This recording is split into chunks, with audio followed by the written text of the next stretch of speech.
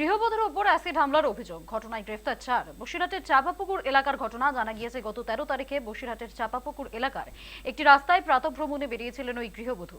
অভিযোগ, তখনই ওই গৃহবধূর ওপর অ্যাসিড হামলা করে দুষ্কৃতীরা। তার মুখে এবং গায়ে অ্যাসিড ঢেলে দিয়ে পালায় দুষ্কৃতীরা। এরপর গৃহবধূর চিৎকার চেঁচামেচিতে এলাকার মানুষ ঘটনাস্থলে ছুটে আসেন।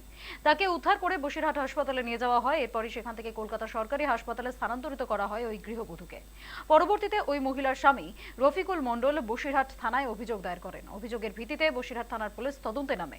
সোমবার রাতে হেজবুল গাজী নামের এক ব্যক্তি সহ মোট 4 জনকে গ্রেফতার করে বসিরহাট থানার পুলিশ। পুলিশ সূত্রে খবর, আক্রান্ত ওই মহিলার সঙ্গে হেজবুল গাজীর বিগত 10 বছর ধরে অবৈধ সম্পর্ক ছিল এবং ওই মহিলা সম্পর্কের খাতিরে হেজবুল গাজীর থেকে অনেক টাকাও নিয়েছেন বহুবার, এমনই জানা গিয়েছে।